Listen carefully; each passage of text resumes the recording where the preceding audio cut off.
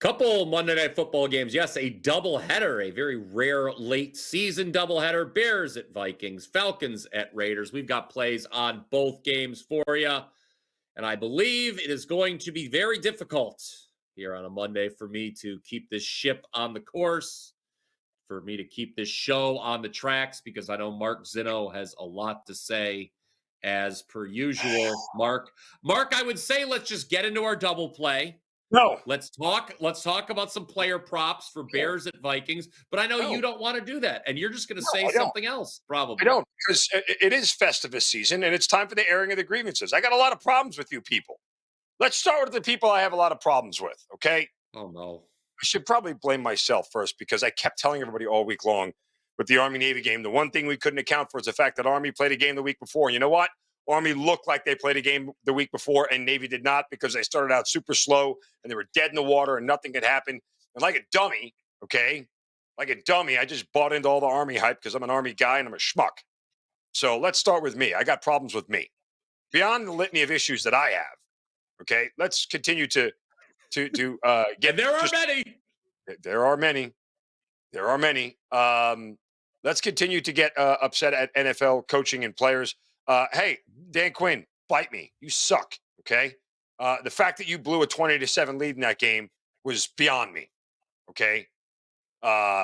It wasn't. It was a teaser on my card, 1.5, and of course they win the game by 1. Of course they Ref win the game. screwed you. Yeah. Well, they suck too. We talked all week long about the Colts, right? That was our best bet last week. The Colts. Jonathan Taylor. Don't get me started. Don't get me started about that. Let me tell you something. I would have a rule as a head coach. It is literally $1 million fine if you drop the ball going into the end zone before your ass gets in the end zone. That's Literally, it would be $1 million fine. It's not a big enough fine. Attention. It's not. It's just ridiculous. They're set to go up 19-7, put the game in their hands, and this. Pick a word I'm allowed to say, okay? Pick a word. Moron drops the ball celebrating too early. And it's like, Jonathan Taylor. It's not even a young guy. I know. It's not even like a guy who, he's a guy who's used to getting in the end zone, right? Like, not somebody, the guys who do that never get in the end zone. They're like, he's literally been there before. Yes, he has been there before. God. It's happened twice in the NFL this season. Twice. A guy's dropped the ball before he got in the end zone. Both times happened to me. The other time, still won with the Jets over the Texans on a Thursday nighter. That was Halloween night. Right. Remember? Yeah. Because I had just come back from trick-or-treating. I was in a kind of a good mood, and then I saw that, and I was not in a good mood. But unlike that game, I did not get the win yesterday. Yeah, I know. I was with my kid, Dan. All right, walking around the neighborhood. Brian Powers. He's the creepy dad. What do you think? I'm in a costume getting candy? Yes, no, you are. No, you absolutely are the creepy dad trick or treating. We have diagnosis. Okay. I feel a little bit. Can we get to games? Can we get to the games with the people at hand? I don't know if the commenters like your airing of the grievances, to be honest. You know what? I really don't give a rat's ass. I'm sorry. Hi. When you have your own show on YouTube, you can do it the way you want. Okay. This is the way we do the morning wager. If you don't like it, go tune into something else. I don't give a rip. I don't know if our producers like it when you rant either, to be honest with you. You know what? Fire me. Okay. All right. Hopefully Zinno will be doing these shows with me through the holiday season. He will at least be doing it with me today. We got Bears Vikings. Let's talk Bears Vikings, shall we? You and I are looking at the Minnesota side here with each of our player props. I don't know if that provides a window into how we view the side. I've got no official play on the side or total as of yet. Mark, I will say this on the side of the total. I would lay the 7 with Minnesota. I think the Bears have quit. I think the guy that they made their interim head coach, and this kind of goes into the handicap, and I will tell you my half of the double player in a second because it's all part of the same thing. But the guy, I forget his name, Bryan, whatever his name is, the guy who was originally the offensive quality control guy, then was made the quarterback coach, then the OC, and now the interim head coach all in one season.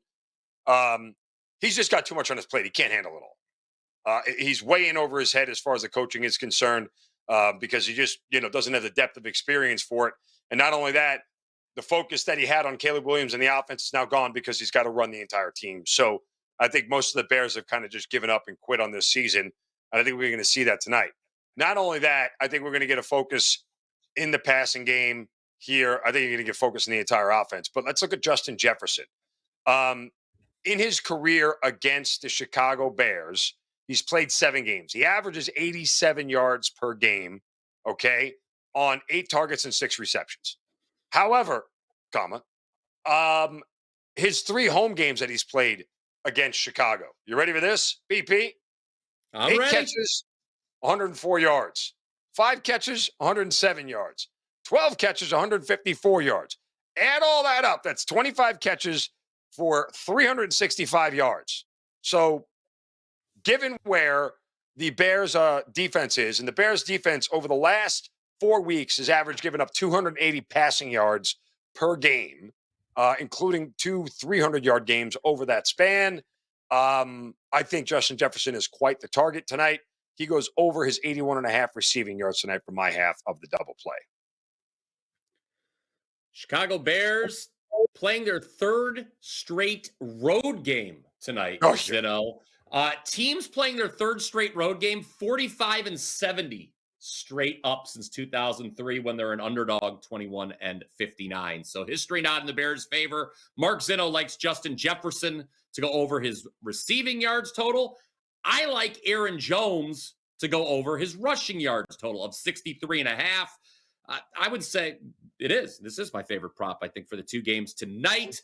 Vikings running back, Mark, he went for 106, a season high in the first meeting with the Bears, had a touchdown as well, 22 carries.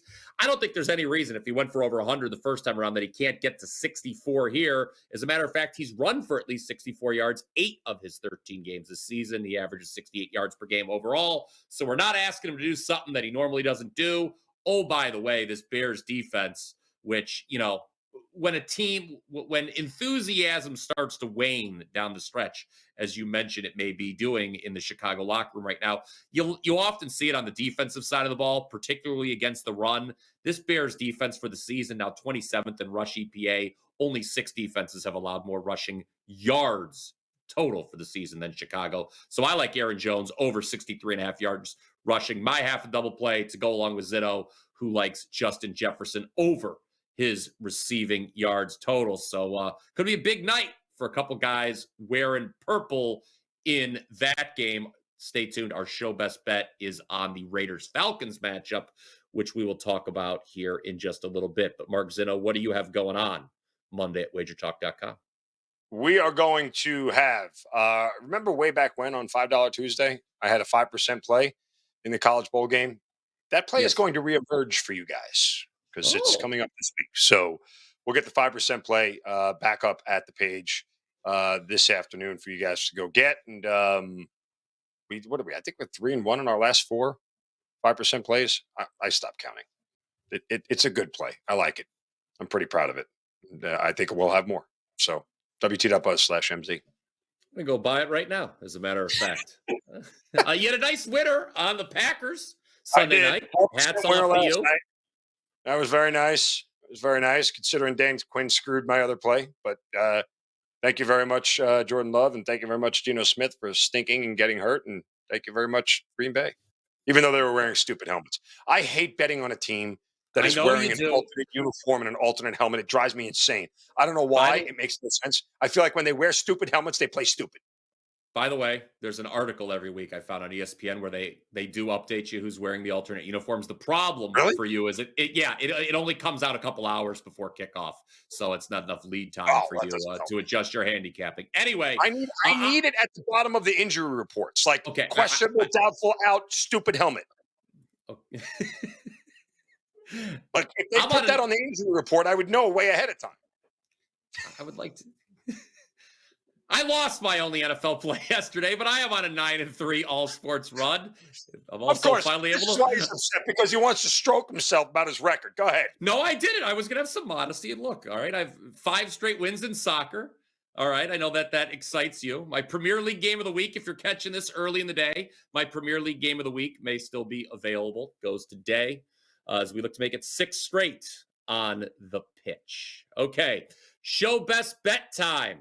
Falcons Raiders. I know privately, Mark, you are excited about this game. You're not going to want to admit it publicly, but you want the Falcons to lose to Desmond Ritter. I know you do. Well, from that standpoint, I mean, know. listen, here's I my know thing. you. Okay? You hate the Wait, Falcons. wait, no, I don't hate the Falcons. What I do hate is when stupid decisions are rewarded. Okay, that's what I hate. Like organizationally, when I look at anything in sports, if you make smart decisions and you have a good process, then the results bear that out. What I don't like is bad processes, dumb decisions being rewarded with things they didn't earn. The Falcons made organizationally some bad decisions, including drafting Michael Penix. They haven't had a good draft in 2 years. They put all this effort and energy into refixing this team and then giving it to a coach who didn't really have a successful track record over Bill Belichick. And so some of those decisions I had some problems with Oops. organizationally, and now the chickens are starting to come home to roost. So, again, I don't want to see the team fail, but what would be sort of the salt in the very open wound of the Falcons' 4-game losing streak is if their former quarterback, who they quickly got rid of the minute they figured out he couldn't play because they drafted him in Desmond Ritter, came back, threw for 300 yards and 3 touchdowns, and beat them on a national stage on Monday Night Football. I literally think Arthur Blank would split in 2 down the middle, and that I'm kind of here for that level of chaos. Oh, So that I'm here for, but I don't want the Falcons to lose because Mark. I think they should win this game. Although this number is getting fat, man. Yeah, it 6. is. We're in a world where Yeah. a team that lost 4 straight, okay, and hasn't won a game. As I think they have 2 wins by 2 scores this year. One was against Carolina. No, they don't have a single win by 2 scores They have this year. one. They have one Yeah, win by more they than have 1 6. win They beat against Carolina. Carolina. Yeah. Yeah. Other than that, everything else has been 2. There's a 1-point win, a 2-point win, a 6-point win in OT, a 5-point win, a 4-point win, and that's it. And we're gonna lay 6. Come on, no, we're not doing that. I, You can't do that. the only thing that gives me pause on the other side, and I do think that taking the points with the Raiders is the right move because, look, you mentioned the profile of Atlanta. This is not a team that should be laying 6 points on the road to anybody, No. even the Raiders. I mean, I think the Falcons compare not favorably to some of these other questionable road favorites we've seen in recent weeks. Like the Jets were a road favorite yesterday. They covered, but the Jets are better than the Falcons, I would say. Even with Aaron Rodgers being at the end of his career, there were some other road favorites too, like the Bengals last Monday against the Cowboys. They were very lucky to cover. The Bengals are a better team than the Falcons. I think even the Saints, who failed to cover at the Giants last Sunday, I even think the Saints are better than the Falcons, quite frankly. So, yeah, the only thing that gives you pause with the Raiders, they've been down by double digits in every game this year. That's not good. But Yeah. our show best bet, Zinno, is going to be a player prop, and we're going to the old anytime touchdown market. We haven't given out an anytime touchdown on this show in a while, which is bad because we usually do quite well with them. I know we are 4-1 in that category. AJ Brown was the Yeah. guy who let us down. Remember, that was the one who gave us we had hit 4 straight anytime touchdowns, and AJ Brown a couple of weeks ago with the Eagles. So let's get back into that market here. And listen, not only are we picking a guy who hasn't had a touchdown reception in quite some time. In fact, nobody on the Falcons has had a touchdown reception in 4 weeks. Why? Because Kirk Cousins hasn't thrown a touchdown in 4 consecutive games. So we are going to look at his number 1 receiver. And I hesitate to use the word target because he hasn't really been their number 1 target over the past couple of weeks. But here's the thing. He does get looked at a lot. Over the past 4 games in this 4-game losing streak, Drake London's been targeted 13, 7, 16, and 10 times. Now, again, those haven't always translated into actual receptions and certainly not touchdowns over the last 4 weeks, as we mentioned, but he's long due for one. This is a guy that has 1 touchdown in the last 6 weeks. The Falcons have 6 wins. 4 of them, Drake London catches a touchdown, right? Like that's kind of a very good, barometer for this team. That if he's part of the offense and he is getting the ball, then they're going to win. So I believe they will look to him tonight. I believe when they get close to the red zone, Drake London will be the guy that they go to. And we're going to take Drake London anytime touchdown here tonight for the Atlanta Falcons against the Las Vegas Raiders. That's your show best bet. Smash that like button if you agree. And I'll throw in this for the season. Drake London, second in the league in red zone targets. So if the Falcons get close to the end zone, you got to think Cousins is looking his way. You mentioned the Cousins touchdown-less streak, Mark. Last 4 games, no touchdown passes, 8 interceptions. First quarterback to do that since Brett Favre in 2005. Wow. What else Brett Favre I mean, what's he going to do? 2005. Not throw a touchdown in any game the rest of the year? He's got to throw one eventually, right? You would think. This is the longest streak of Cousins' career without a touchdown pass. So, yeah, you would think if he can't snap it against the moribund Raiders defense, then, my God, he may never snap the streak again. All right. Do you even know what moribund means? Yes. Did you just use it randomly? Was it like on your word of the day calendar in front of you? It was. Yes, I have a word of the day calendar. Give me a break. Moribund. It means at the point of death. Yes. There's dark clouds over the moribund Raiders defense. It's not a good team. No, it's not a good team. All right. We are a good team, though. Make sure you guys like We are not moribund either. We are not moribund. Okay. No. Yes. Like, subscribe, by the comment down below with your favorite bets on Monday Football. Will you please let me get the 5 things out I need to get out on the show? We appreciate your support here on the Morning Wager. I was on WagerTalk last call on Saturday, and Kelly in Vegas. Yeah, she asked me to preview Army Navy. She asked me, "Tell us about this program you and Bryan Power have." I'm like, "Yes, the Morning Wager, where no one is safe from ridicule. Nobody." That's literally what I told her. All we do is make fun of people and give out winners. That's it. Well, hopefully we can say the same on Tuesday when we're back. And we're the only song with our own jingle. Feeling better this week, I guess. I hope so. This weekend, I can't feel much worse. Do I look better? Yes. Seriously. You have to put a stopwatch on when Trigger comes on. I like learning.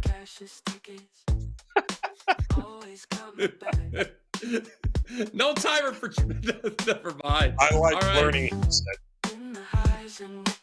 Until next time, let's catch some tickets, everybody.